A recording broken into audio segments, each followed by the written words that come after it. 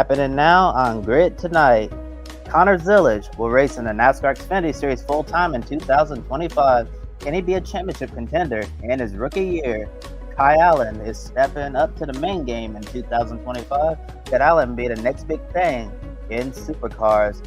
Jonathan Wheatley is leaving Red Bull for Audi. How will Red Bull maintain its dominance long-term with another key member departing the team? Hello to all of our viewers watching here in the United States and around the world. Welcome to Grid Tonight, your weekly motorsports news program. I'm Kobe Lemon, and with me are Joshua Birch and Matt White from Grid Endurance Performance Index. We encourage you all to comment in the chat, ask questions, and support us through Super Chat. Now, Josh, take it away with our top story this evening. It's been a busy news week.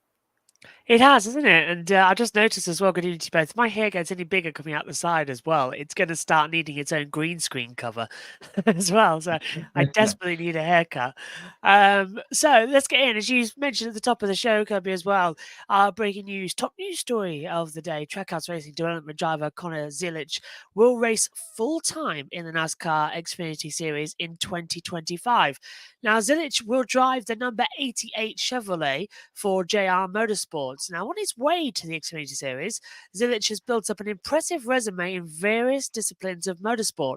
He became the first American driver to win an FIA-sanctioned karting championship, with additional success in the Mazda MX-5 Cup, IMSA, the Trans Am, the Cars Tour, and the ARCA Menard Series most recently. Now, earlier this year, he earned victories in the Rolex 24 at Daytona and the 12 Hours of Sebring in the LMP2 classes. Now, Zilisch is also having a great season in ARCA with Pinnacle Racing Group, silencing any doubters who were skeptical of his talent transitioning to stock car racing. He currently runs full-time in ARCA East and leads the championship after winning 4 of 6 races so far this season.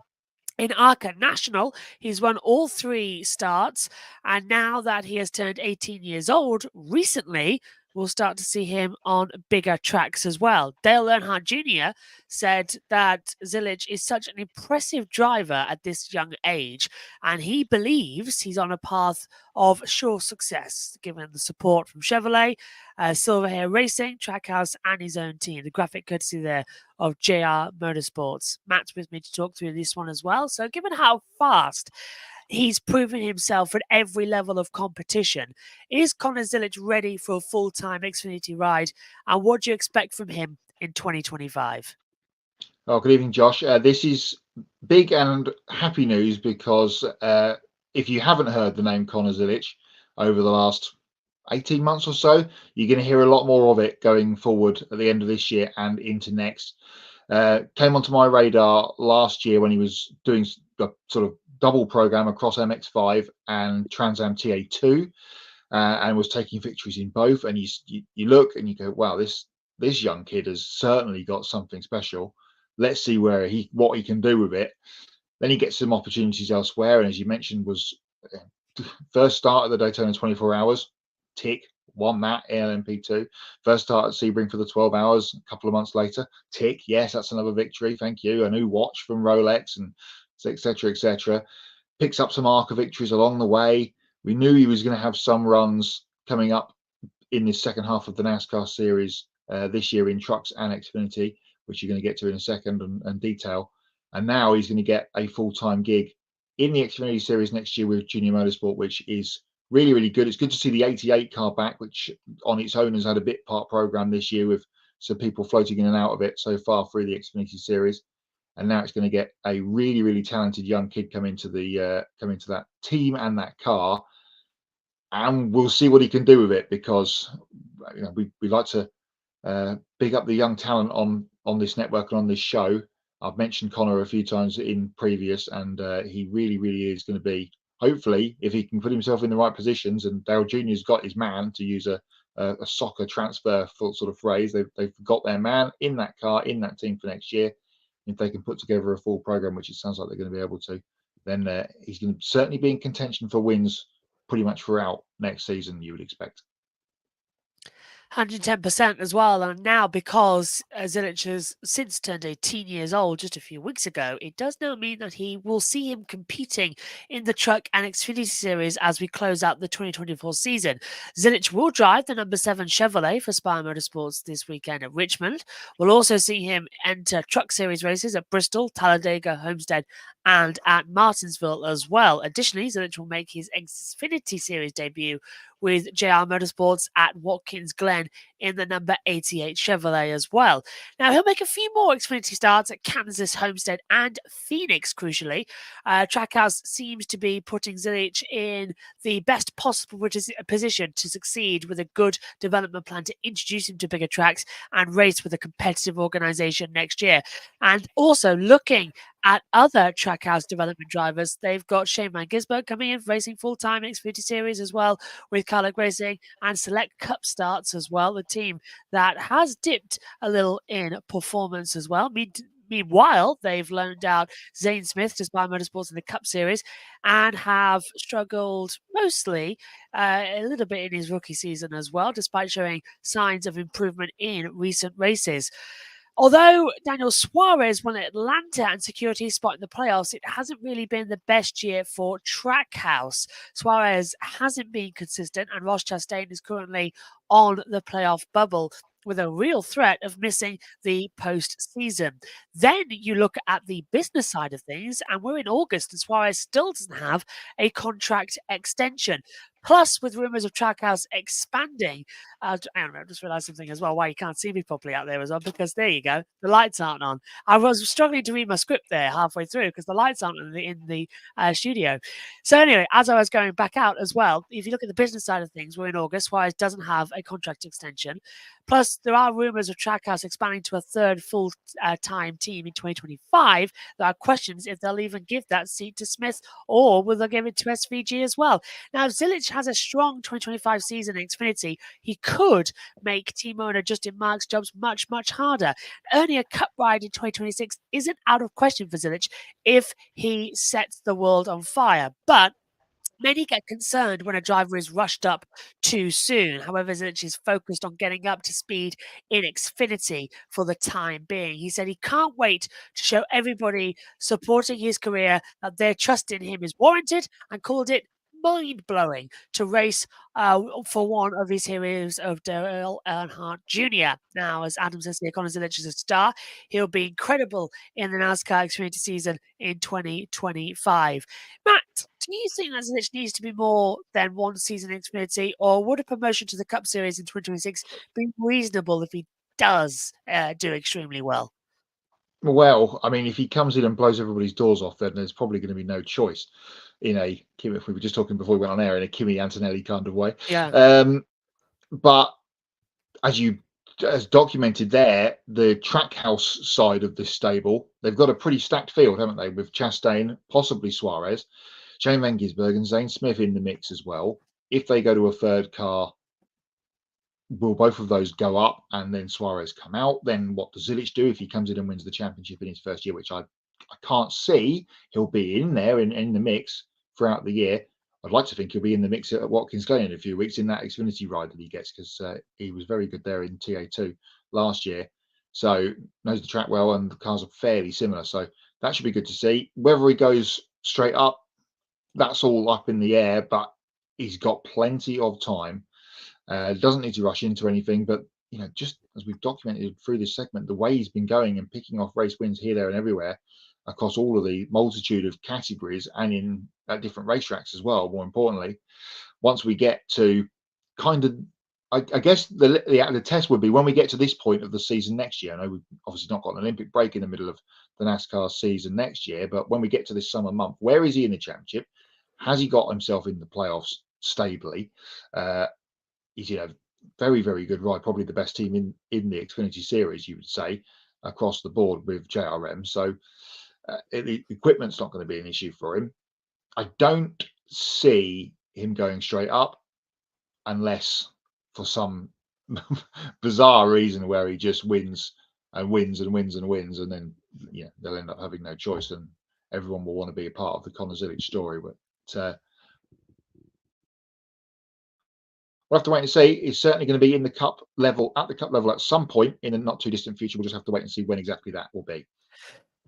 Absolutely as well, and we'll continue to bring any updates on Conor Zilich's story here on the Grid Tonight show and across our other programs.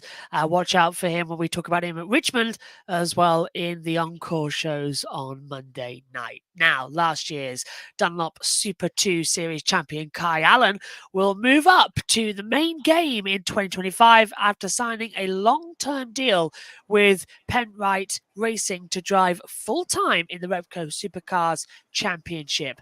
Now, Penrite adds Allen to its 2025 driver lineup after it was recently announced that Richie Stanaway would depart the team at the end of the year. Now, they'll have two of the most intriguing young drivers in supercars as Allen joins Matt Payne. Now, despite winning the Super 2 title last year, there wasn't a place for him in supercars this season, so he returned to Super 2. He's currently leading the championship right now, entering Sandown.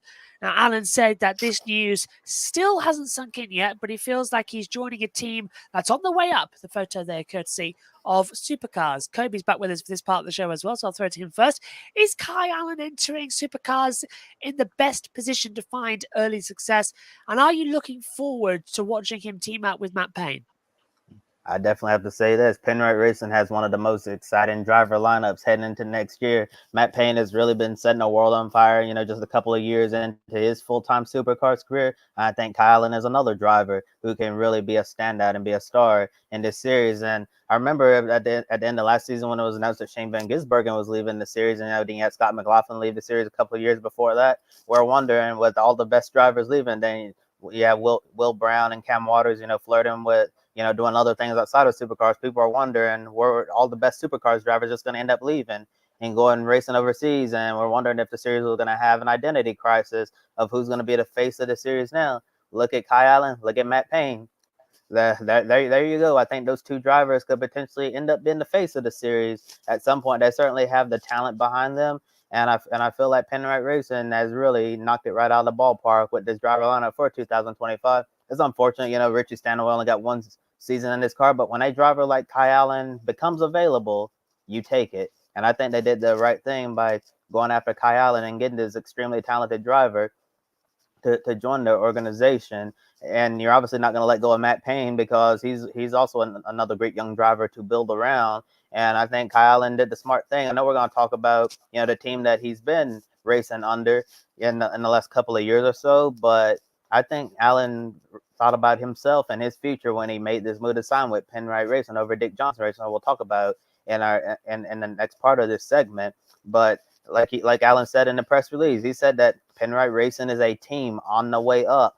And I would rather join a team who's on the way up versus a team who's been on the way down in recent years and just can't seem to find its way back towards the top. But there's a lot of excitement right now at the Penrite Grove camp. So I think Kai Allen is really putting himself in the best possible position to find some early success in his supercars career. Go back to a line I used in the previous segment about Conor Zilisch. If you've not heard much about Kai Allen, you're probably about to.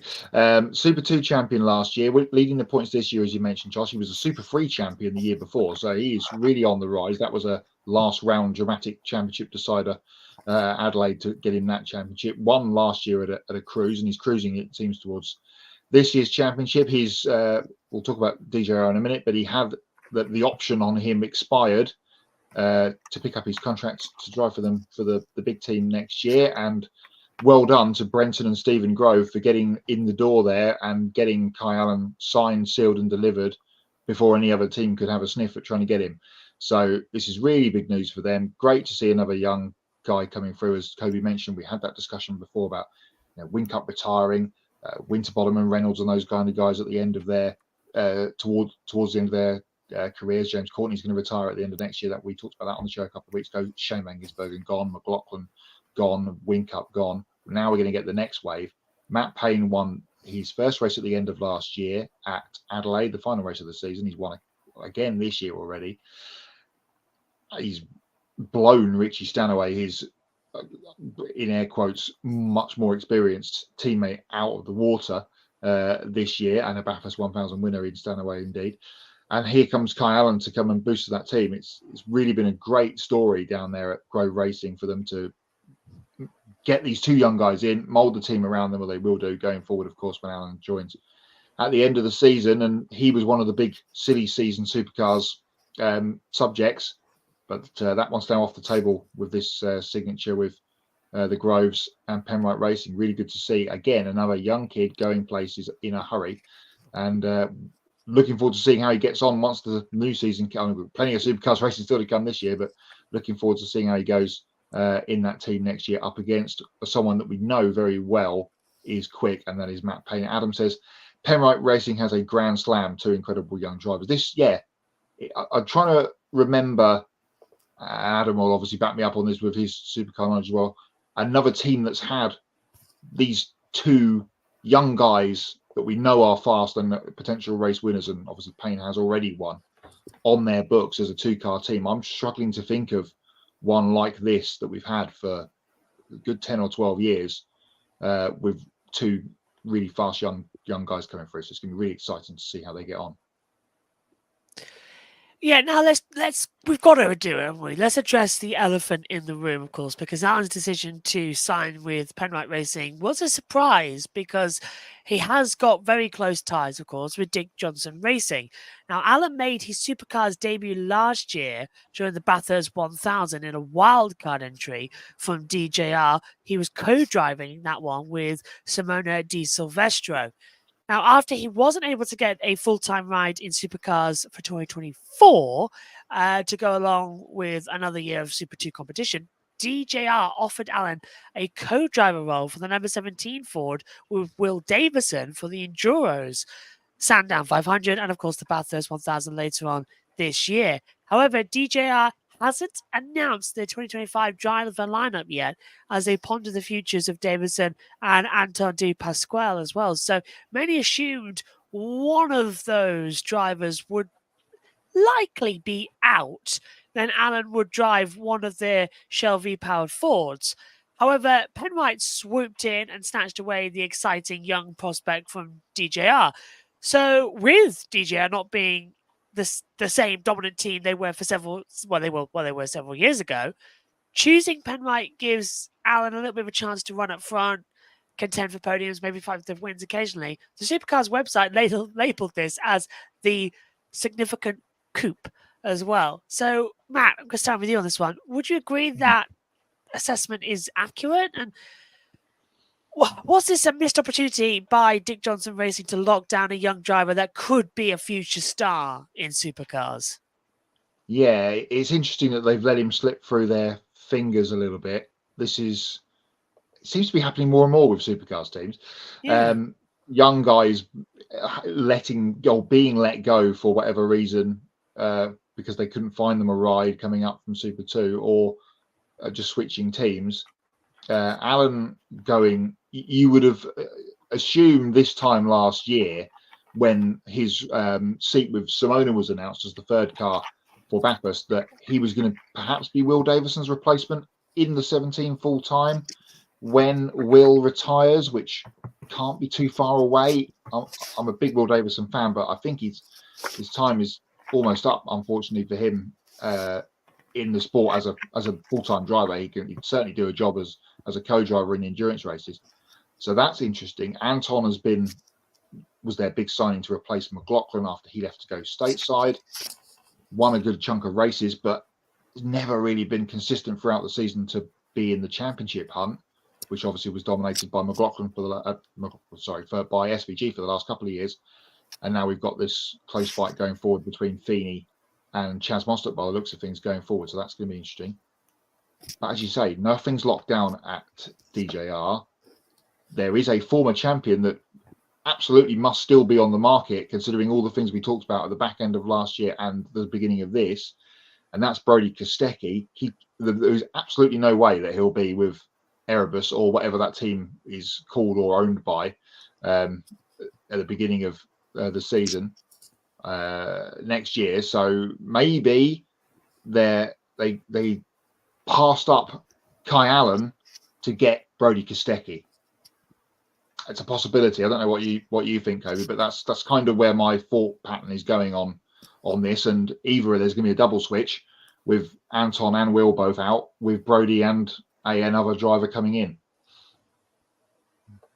Yeah, it's certainly going to be interesting to see what Dick Johnson Racing that decides to do moving forward. But I know the team principal of DJR said, he was very happy for Kai Allen, although, missed out on signing him. But I really believe that there has to be some disappointment in that camp because Kai Allen is, one of those young drivers that you can build your team around for the future. And I think we all assume, that he just sliding easily at the organization and they can basically have their next Scott McLaughlin from that team. But to be fair, Jake Johnson Racing has not been the same since McLaughlin's been in that car, and also the affiliation with Team Penske as well. Once those two factors were out of the equation, really seems that team has fallen off quite a bit. And like I said, Matt, with Anton De Pasquale winning races, this team has been able to win races, and be able to get some good finishes. But like you said, it just hasn't been consistent. And I wonder what direction are they going to go. I think if they want to make up for getting a Kai Allen, you can get that former champion in the car, Brody Kostecki, who is, like you say, almost certainly going to move on to a new organization in 2025. And I think getting Brody Kostecki would be really huge for this organization. And the question is, are they going to change this one driver or both drivers? And if they do decide, say go with Kostecki and someone else, I wonder who would get that second car. I think a lot of us expect a little more out of Antoine here, but unfortunately, the results just haven't been there what we really expected. And Will Davison, like you said, it seemed like he's getting towards the end of his full-time career in supercars. I thought it would be easy for him to slide to the co-driver role and move up Kai Allen full-time, but obviously Kai Allen had other plans, and here we are today talking about Kai Allen going to a rival Ford team with Penrite Racing on the rise and Dick Johnson Racing. Similarly, they were left at the altar here because I thought Allen and DJR were going to be a perfect marriage in supercars, but it just wasn't meant to be this time. And I'm glad Kai Allen's finally going to get the chance to move up to supercars full time because I thought he was going to be full time this year, but just wasn't in the cards. But a second year of Super 2 competition can't hurt. I think he'll certainly be more prepared for the full-time move to supercars in 2025 with a whole another year of experience and leading the championship right now in Super 2. He could very well enter the series as a two-time Super 2 champion. Going to be exciting to see what this young driver is able to do once he gets up to the main game. Just quickly, Josh, sorry, before you move on, sorry. I get what they're saying. Oh, we're disappointed to see him go, and that's the PR spiel. They had the first option to sign him. They had a date. If you've got to a certain date and you've not taken up your option, then I'm sorry, but you've put the bullets in the gun and shot yourself in the foot, haven't you? If he's then decided, oh well, they've not given me anything, I'm probably going to look. Oh look, there's another shiny team over there. They're offering me a nice deal. I'll go and drive for them. You can't be disappointed if you've let someone go like that in the real world. In the PR world, yes. In the real world, perhaps not. We've seen it so many times this year, haven't we? Across all forms of motorsport. Oh, last couple of years, for sure. Yeah, Hamilton and Mercedes, Sainz, and now going to Williams as well over Ferrari. MotoGP side of it, Martin, saying, okay, you're going to... Yeah, in fact, hang on. All of MotoGP's Ducati lineup, they have really... Now, that was something that I was going to go into as well. The one thing coming back from Silverstone on that is that everybody inside Ducati was really angry that they've been on the development program for years and they've all been let go just so that Marc Marquez can have a go. And Marc Marquez at the moment is a bit more like, is he good? Is he not good? So it's sort of like, there's been a lot of criticism over that. But they've all found good homes and it's going to make the racing a lot easier. But yeah, we've seen that a lot, haven't we? You're not going to be signed. Come for us. Come for us. A bit like the most famous one, I'm sure you all agree, when Frank Williams was able to take Senna away from McLaren. That, I think, is always going to be the top one for me, is like, how did he manage to do that?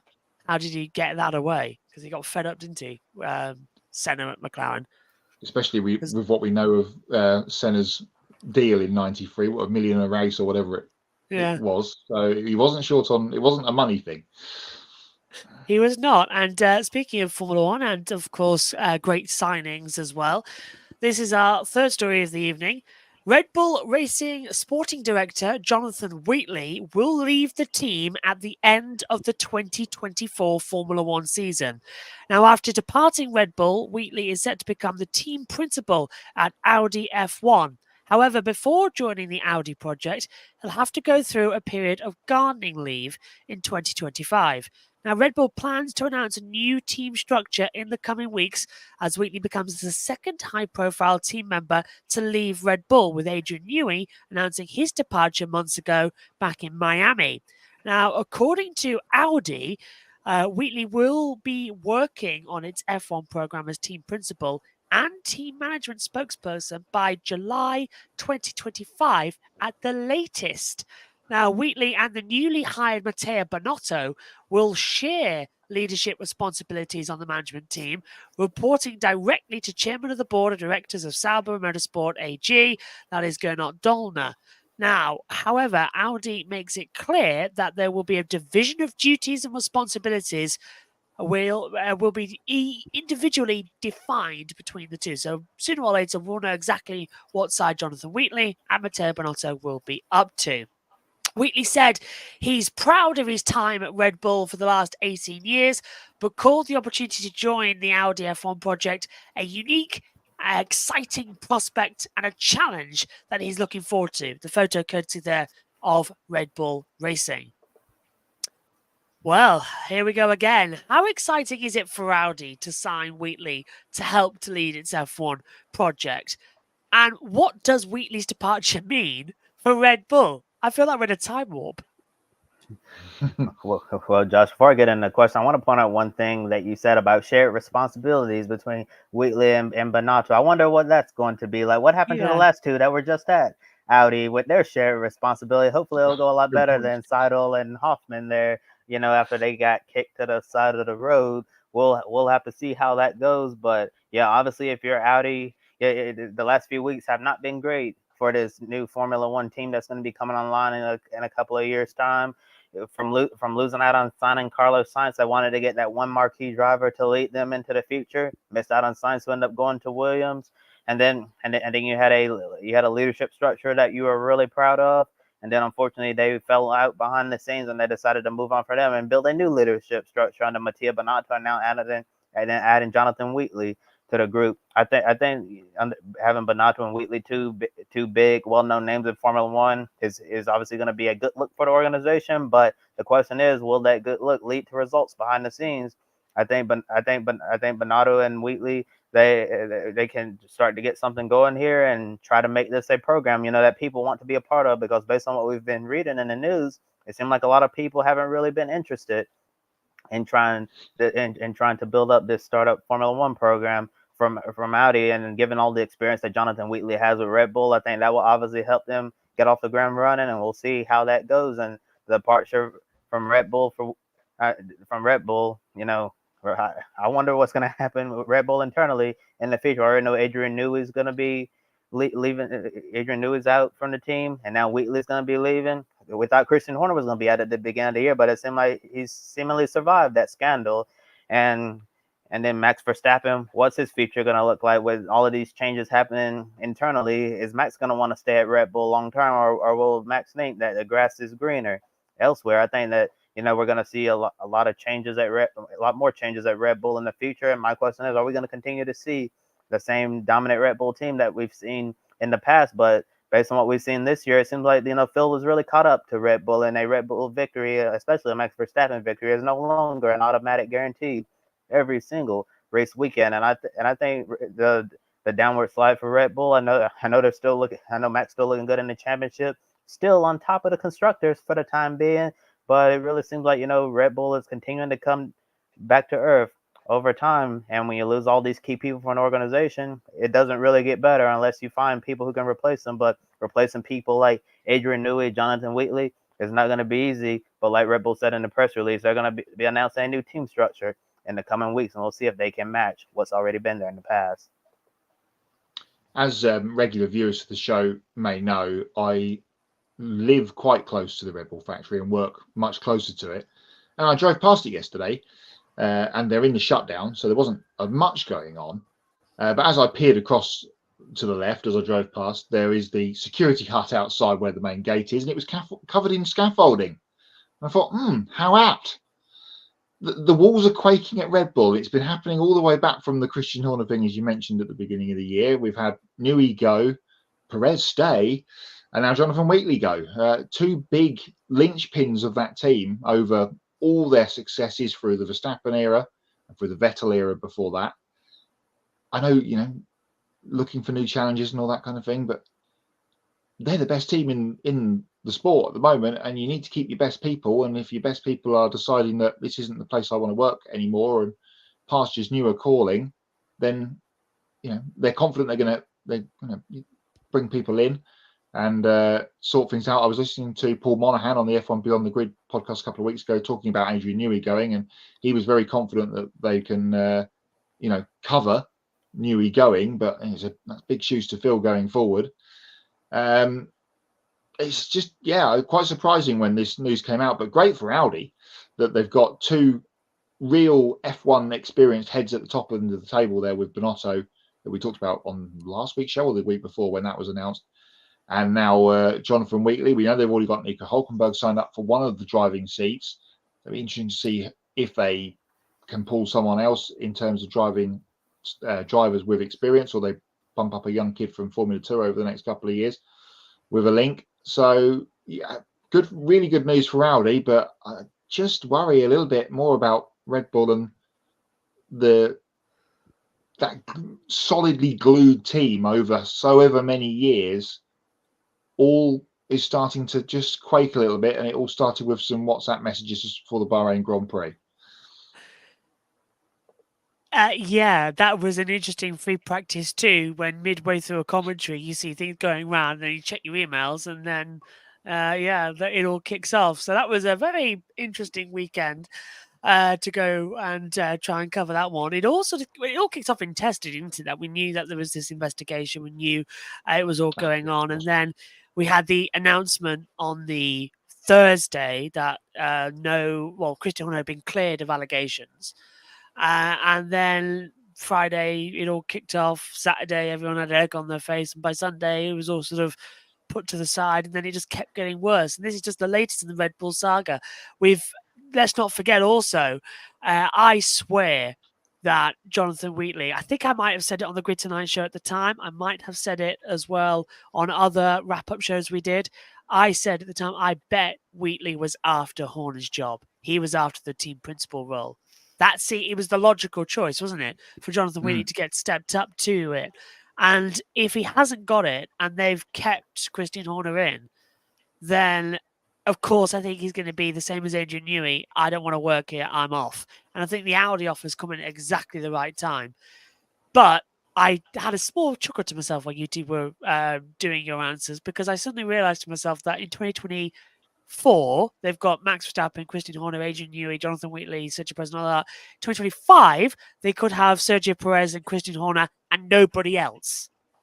So the top team could suddenly become a great race car, but nobody wants to drive it, and Max goes off somewhere else because there's been rumours that Max has been linked over to Aston Martin. There's been rumours that he's also, all throughout the season, there's been rumoured that he's been linked to Mercedes. And Toto Wolff said that there's been a few discussions, but nothing serious. So, it's all getting weird, and we'll continue to update this as well. Formula One's in their break for the summer, but still news keeps on breaking as well.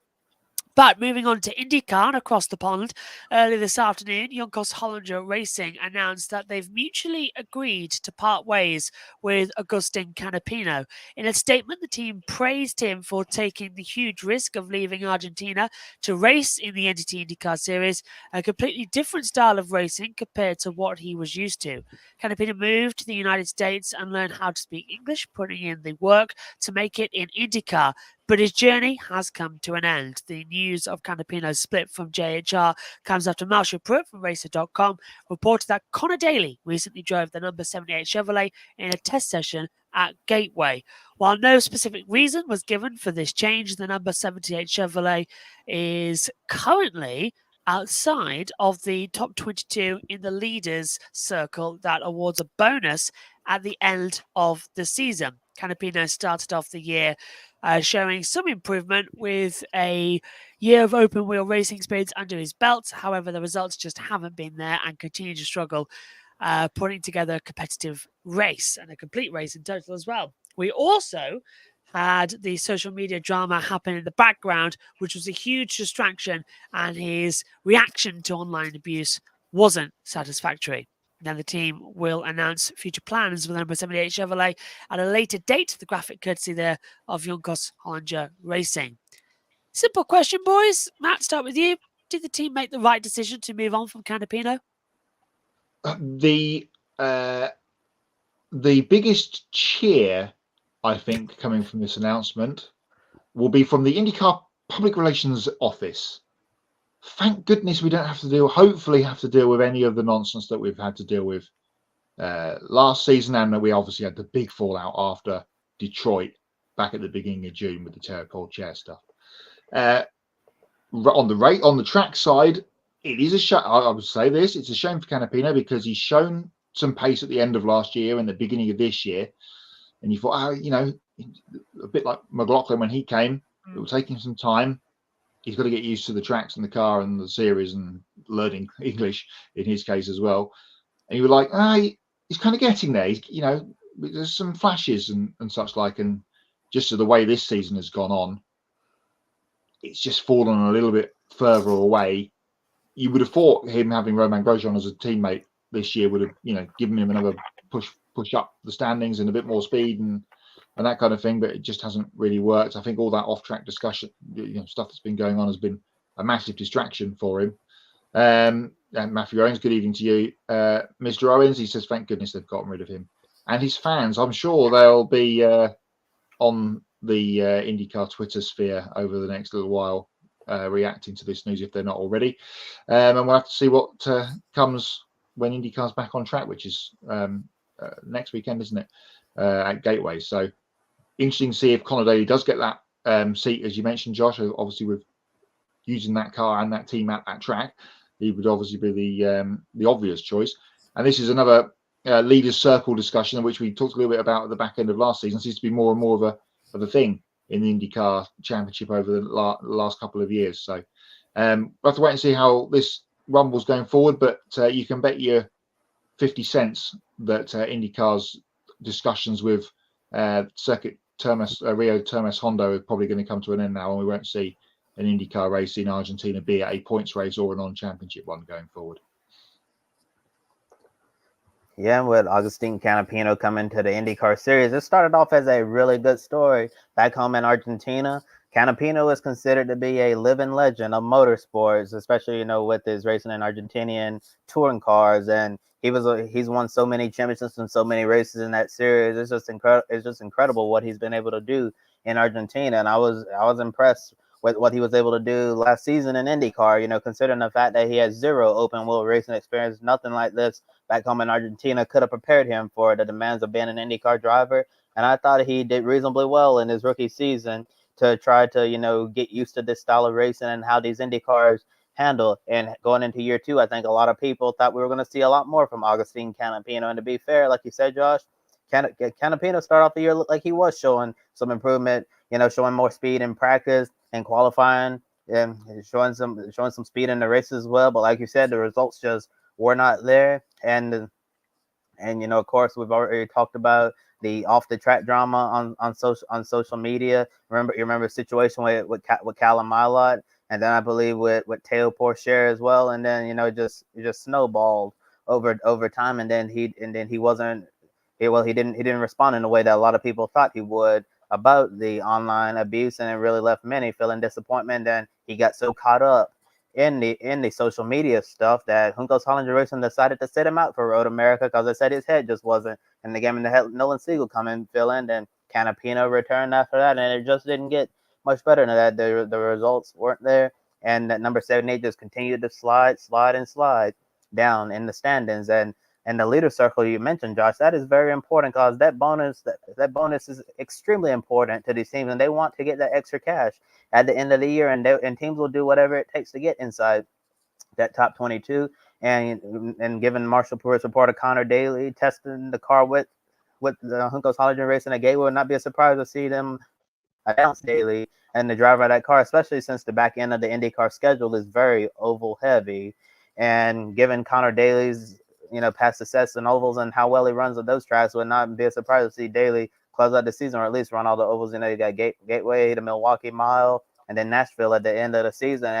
And if Daly could deliver, or whoever's in this car could deliver for the team, they could potentially get the number 78 back in that top 22, so they can get the leader circle bonus at the end of the year. So given all the struggles, on the track, off the track, and it was already rumored, that Canapino would not be returning in 2025 because that specific car is struggling right now for funding. So they're going to need a driver, going to bring funding or find a sponsor who's going to bring additional funding to that team. And the co-owner of this team, Ricardo Junco's Canapino's fellow countryman, wanted to bring him to the States, give him a chance to race in the IndyCar Series. Unfortunately, like you said, this story has come to an end. Started off as a really good story, and then it had, some unfortunate moments that happened in between, and then it just ended with a whole bunch of struggles. So I think, given everything that's happened, it was probably the best decision for them to move on from Canapino, and it'll be interesting to see what Canapino does next. I wonder if he'll go back and race, in the touring cars in Argentina, where I'm sure he can contend for a lot more race wins and win championships down there and continue his historic career down in South America. Yes, and I found that tweet because I wanted to see what replies there were. Unfortunately, I don't know if it'll come up on the screen. They've locked the replies. Oh, is that on the IndyCar announcement tweet, is it? No, that's on Juncos Holiday Racing. Oh, okay, on Juncos. They've locked the replies, so you can't. That's very telling, isn't it? That they had to lock the replies.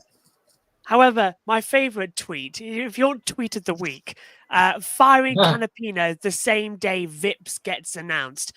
Always two there are, no more, no less. The Star Wars one. I think that's my tweet of the week.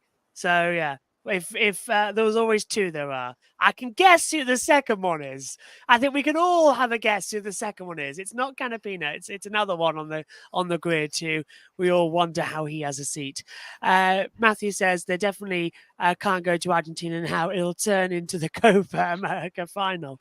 And let me tell you something as well. It doesn't bode well, does it? Because one thing I don't want is for another social media storm to kick off with with anyone targeting just everybody, because that's not what it is. It's a miracle they've managed to get it since Road America, and even from Detroit, because Road America's the next one. It's a miracle they've managed to get him here. That was 4 or 5 races ago now. So I was surprised by that. That's a big one, but just the always two they are. That made me chuckle.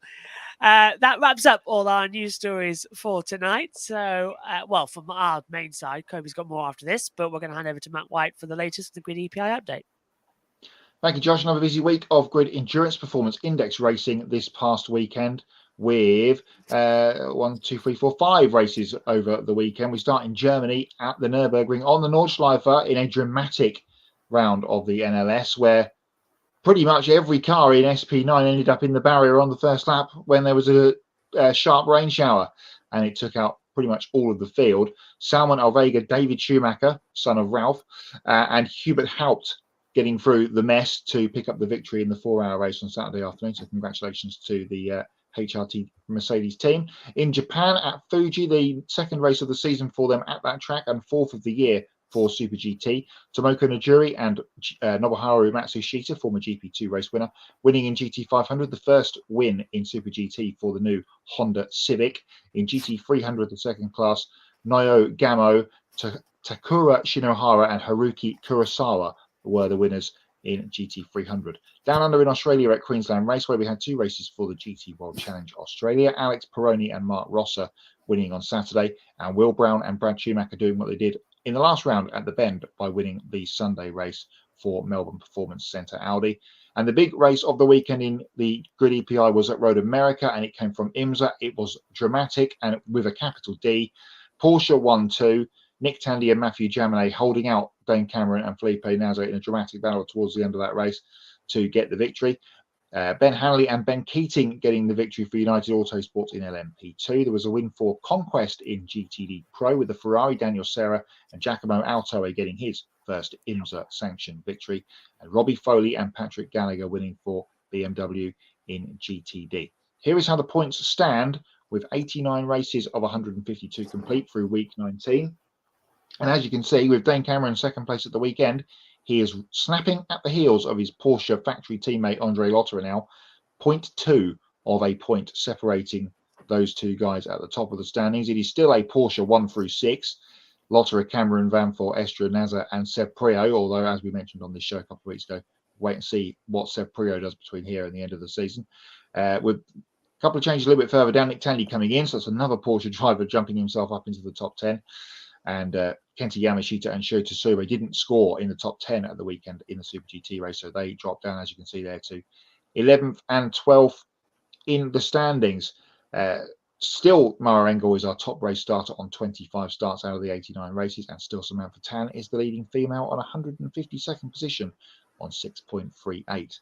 The Grid Endurance Performance Index takes a summer break next week. There is no races to score from. It's the first week since February, I think, that we've not had any Grid Endurance Performance Index races to score. So the spreadsheet gets a rest, and we'll be back to tell you about what's happening in a couple of weeks. We'll do a Grid EPI segment. We'll bring you up to date with the recap of what the scores are in this slot on next week's show. But then we get a week off, and then we're back at the end of the month with some more Endurance Performance Index races from the Grid EPI to round off August.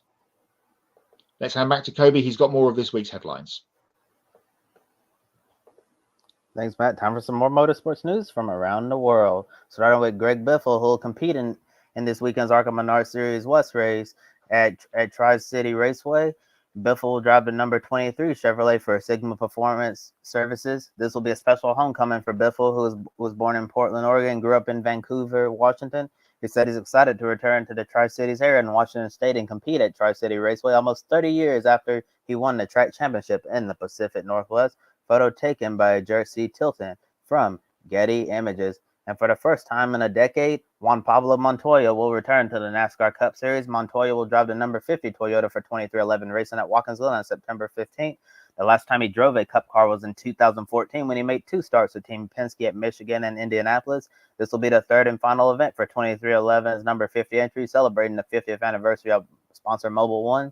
The team entered the car for Kamui Kobayashi at Coda and Corey Haim at Nashville. Montoya said he's excited to get back in a Cup car at Watkins Glen and think it's special to drive the Mobil 1 car because they were one of the first sponsors he had when he started racing.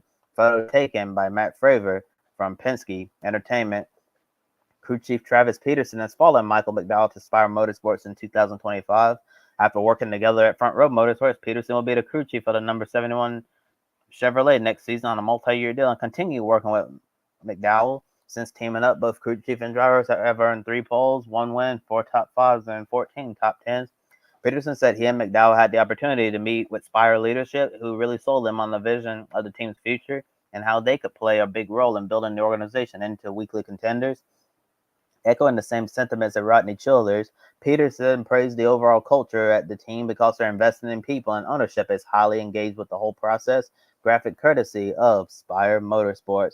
After Chip Ganassi Racing and Cadillac decided to part ways at the end of the 2024 season, Cadillac announced their 2025 plans for the FIA World Endurance Championship for its hypercar program. They're going to team up with the European team Jota Sport, forming Cadillac Hertz Team Jota, that will field 2 Cadillac prototypes. Sam Hignett, team founder and director, said Jota has always strived to become a factory team that was aligned with the manufacturer, so teaming up with Cadillac is the realization of this goal, and drivers for the WC program in 2025 IMSA plans will be announced at a later date. Graphic courtesy of Cadillac. Adam Stevens, crew chief for Christopher Bell, will not be at the track for the time being after suffering an injury during the Olympic break. Car chief Chris Sherwood will step up as crew chief during Stevens' absence from the track, but Stevens will still be involved on race day, working remotely at JGR headquarters back in North Carolina until he's cleared to return to the track. On Sirius XM NASCAR Radio, Stevens said he suffered an injury to both of his knees after jumping off a diving board while visiting family in Ohio. He ended up rupturing both of his patellar tendons, which required surgery. Photo courtesy of Joe Gibbs Racing. And our last story of the night, Ray Hall Letterman Lanigan Racing Reserve driver Yuri Vips will make another start in the NTT IndyCar Series with the team. Vips will drive the number 75 Honda at Portland National Raceway with sponsorship from Amada. Last year, Vips made his IndyCar debut at Portland and ran an additional race at the end of the season at Laguna Seca, with Christian Lundgaard leaving the team for Aaron McLaren and the future Pietro Fittipaldi up in the air. Vips could be auditioning for a future full-time ride with RLL. Team co-owner Bobby Rahal said entering Vips at Portland is a nice reward for him because of the work he's done for the team this year in helping them understand the hybrid system, and he's hopeful to enter Vips in more IndyCar races in the future. Graphic courtesy of Rahal, Letterman, Lanigan Racing. And with that said, I'm going to turn over to Matt for the Hots and Knots segment. Thank you, Kobe. No pick of winners this weekend, although there will be one on social media, of course, when NASCAR returns on Sunday night at Richmond. So make sure you get your pick in for pick a winner. We'll bring you an update on the point score on the show next week, because it's quite a light weekend this weekend as we come out with the Olympic break, with just really NASCAR in terms of what we cover here on the Grid Tonight and Grid Network, which we'll talk about across the shows at the weekend. Josh is back with me for Hots and Knots. I'll let you go first, Josh, with your hots from the week that was. I have a couple, but I'll let you go first. I think Enea Bastianini's definitely won the double that he's done. That was fantastic tyre work, and I thought some expert. Well, you fired me, so this is what I can do, and I'll get in your way, and I'll help my teammate when he fails to get points. I'll take them away from the main guy who's also on one of our bikes. So that is a bit of an interesting one. And I did love the fact that for a long time in that British Grand Prix, the top three bikes were all modern machinery, all GP24s. For once, it just felt a little bit more exciting. And it wasn't, even despite the fact I had a migraine, which is why I wasn't on Saturday's show and I was on Sundays. It just felt something as well. It was great. And I don't want to say much about Moto 2 because I don't know how much you know about it, Matt. I'm up to date with. I've watched everything. Right. I've finished watching it before the show tonight. I thought I need to get this done because I know we're going to talk about Silverstone MotoGP at the weekend. So I am up to date. That's the only thing I have watched from the weekend. But in that case, and I'll wait for you to say it. But it's one of mine. But I really enjoyed Enea Bastianini on that one, and I also enjoyed leaving the commentary box at 3:30 on a Sunday, locking the door, and going to go sit down in my chair. It was so it was so nice. And I would do that this weekend, but NASCAR's decided to return at 11 o'clock at night, so I'm not exactly happy about that. But I enjoyed it. It was so good. Yeah, Bastianini brilliant at the weekend. It was I think it was mentioned in the TNT commentary actually on the weekend of he's taking points away from Martin, but he's also taking points away from Pecco in the main race. And of course, Pecco fell off on Saturday in the sprint when he apparently was brake tested, but okay, sure. I know. But yeah, good to see those guys all up at the front. It was Bastianini, Martin, Bagnaia, Marquez, and Espargaro in the early stages before they slipped back a little bit. It was a really good fight. Great Grand Prix. Second MotoGP related hot was all the liveries. We didn't get to talk about them on the show last week because they were announced on Thursday. Some of the MotoGP liveries at Silverstone celebrating the 75th year of World Championship Grand Prix. Oh, tremendous. Brilliant. It was brilliant. It was like watching Goodwood Revival, which if you don't know... A little bit, but they're all on the modern stuff. Yeah, I know exactly what you mean. The Honda livery was cool, the Freddie Spencer livery. I loved the Yamahas. I was going to say, even though we didn't see much of the Yamaha because it was dog slow again this week, it was really cool. The Aprilias, the old Chesterfield livery, just took me all the way back to watching on Eurosport in the late 90s with Toby and Julian and Max Biaggi in 250 and Olivier Jacques and all those heroes of that era. I love 250. It was brilliant. That was great. But I think the biggest hot of MotoGP weekend was Jake Dixon in Moto 2. He's had a terrible start to the season through injury and just being on the wrong bike, basically. But they seem to have got their head around it. And he's actually now the second highest point scorer over the last two races behind Ayagura. And weird that. Yeah, really strange. Agura, who was up in the front of the field in the early portion of that race, and then ended up finishing 14th. I don't know what happened to him. And now Sergio Garcia has jumped ahead of the title by about 24 points. Yeah, it was close during the race, and then Agura slipped back, and now he's given Garcia the the door open, and it's not been confirmed, but it sounds like Agura is going to Trackhouse, Yeah. Aprilia, to replace Oliveira for next year. So American MotoGP fans will have another man to cheer for. Which is weird because Iagura has also been linked with the LCR bike alongside Nakagami to replace Zarco, which I think is a bit weird. Well, he's been linked with that bike for 3 years, and he keeps rejecting it because it's rubbish. And he sounds like he's going to be on an Aprilia, so that's something to keep up with. But yeah, Jake Dixon, we'll have to wave our GB flags in Olympic break time for another gold medal. Tremendous. He just hounded Aaron Canet all the way through, and then pounced at Copse, wasn't it, and got the pass. On first British winner or on the last lap? Yes, I can't remember. It was the last lap. Last lap, yeah. It was, yeah. First British winner of a Grand Prix since Danny Kent in 2015 in Moto3. Oh, was it 2015? Right, I forgot that. I was saying it was 30 odd years since, yeah. In the top, well, yeah, it would have been for a top if it was the top class. But Redding, Kent 15, and Scott Redding in Moto2 2 years prior. Yes, thank you. 13. I remember that one. Thank you, Gavin Emmett, for actually giving me that stat while in the commentary. I watched the race an hour ago, so still here. So yeah, well done, Jake.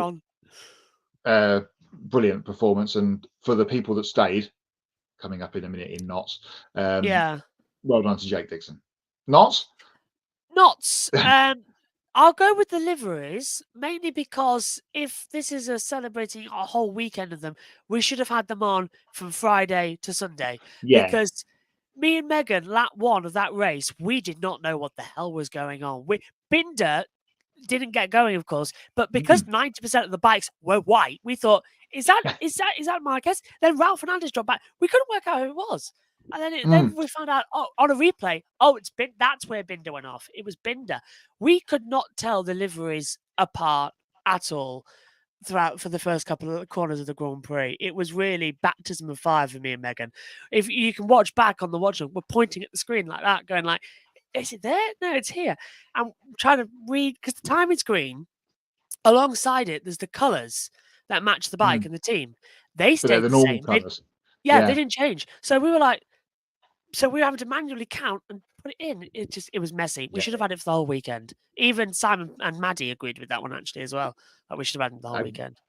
Cost saving exercise because they don't want to make or wrap a load of bits for them to then get chucked down the road like Marquez did in the sprint race on Saturday. I think my abiding knot from the weekend, apart from actually two abiding knots, is please stop putting Moto2 at the end of the day. Yeah, it doesn't work. Silverstone. I know we have to get MotoGP off at 2 o'clock European or 3 o'clock European time, whatever it is. But we don't do it when we're in Portugal. No, we don't do it when we're in Portugal. So I don't know why we couldn't have had it in the normal order. Because people left after the Grand Prix, the main race, and didn't see Jake Dixon win. Yeah. I was sat in the comments box and thinking, I'm done for the day. That's the end of it. It's MotoGP, the last one. And then my brain went, no, you've got Moto2 left. And I was like, So I was like, because I had a migraine. It's always been a British Grand Prix thing, even back to the Donington days, from time to time. Although the 2 times I went, definitely the 500, the MotoGP race was last. Actually thinking about it. Do you want one more? Go on. Why are we doing it in May next year? Yes, the same I was going weekend. to come to this. Yeah. So the crowd at Silverstone at the weekend was poor, to be kind. In the middle of the summer holidays, and next year, and we haven't had a full MotoGP calendar yet, but we do know that the Silverstone British Grand Prix for MotoGP next year is going to be on the last weekend of May. Excuse me. Off the top of my head, this is what it clashes with: Monaco, Indianapolis 500. It's the last day of the Premier League football season. It's the first day of Roland Garros. I've got a funny feeling it's the last day of the Premier League rugby that day as well. Who is going to be watching MotoGP on the telly when all of that's going on? I'm afraid. Well, obviously us, but British touring cars. As the Snetterton casual fan, I love it. Won't be tuning in for MotoGP on that day because, especially if the Premier League's gone down to the final day of the season. Yeah. It's also bank holiday weekend, and it's in the UK, so it'll be a washout. And we know what Silverstone's like for MotoGP and washouts. I know, I was there. You tried out yet? Hang on. Yes, just. And it's the Friday. No one will go because all the kids are at school. Mm. Why? It's ridiculous. And touring cars are at Snetterton. So from a TV, a million miles away. Yeah, the TV point of view, though, ITV have the free-to-air rights for the MotoGP British Grand Prix, but they take the TNT Sports coverage. So are you telling me that ITV are going to have their prime motorsport stuck on ITV4 with all their bells and whistles and all their people trackside there, whereas they put a rival sports broadcaster, TNT, on ITV1? No. So that's not gonna work. It doesn't seem to want to gel. And to have it also same weekend as the F1 Monaco Grand Prix and the Indianapolis 500. Liberty don't seem to know, like, you don't put those together. It's like you don't mess with the order of things, and they have. And I didn't like that. So I'm hoping that date changes as well. It seems to be that could be. Yeah, it's a possibility, I guess, isn't it? And it depends if Stuart Pringle and the team at Silverstone hear this backlash that's been coming their way since Sunday afternoon. I feel like it might do, but I also feel like the way that Silverstone has treated its bike fans and bike riders this year, we've had no bike track days at Silverstone this year at all. Not a single one was put in the calendar. They went, no, you can take your bike, you can go to Donington, you can go to Brands, you can go to Snetterton. Do not bring it here for a track day, which is really poor for the home now of British motorcycling in the UK. Adam says hot. JPM back at Watkins Glen. Yes, very, very good. Can't wait to see how he gets on, even if he's trawling around at the back. SVG has a new crew chief in the Xfinity Series starting at Michigan, which is news to me. I haven't picked up on that one, so that'll be interesting. He's in the playoffs. That's all I said he was going to do this year, and he's there and he's locked in. So all is well in the world of SVG. Looking forward to Xfinity getting back underway over the next couple of weeks. And we're pretty much bang on an hour, unless you've got anything else knotty.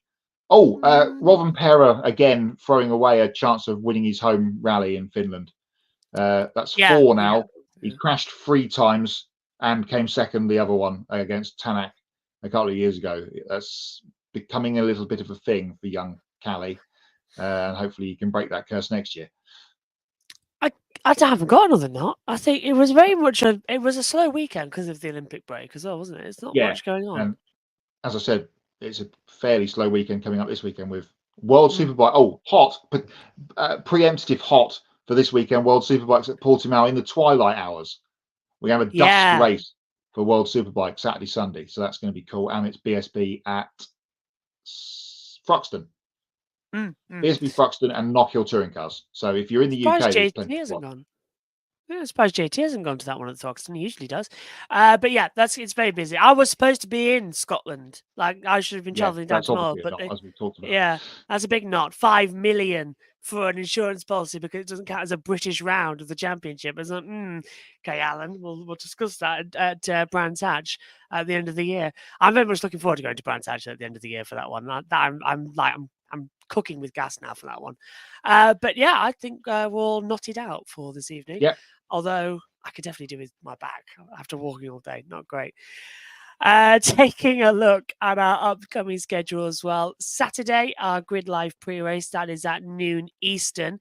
Sunday, there is no Grid Live wrap-up show this week due to the NASCAR Cup Series race ending very late in the evening. So Monday, Grid Encore will recap the Truck and Cup Series races at Richmond, plus ARCA West at Tri-City as well.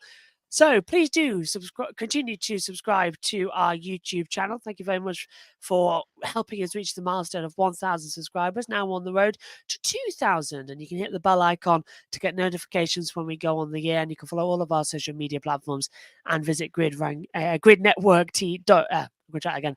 GridNetworkTV.com. I'm so used to saying the other one. We've got a new one as well. You can take 5 minutes to invest in the Grid Network through Patreon. You can join Colin, Mark, Deshelle, Robin, David, and Matthew, who invest each month in the Grid Network. And we encourage you to join these fine folk who can help us keep us on the air.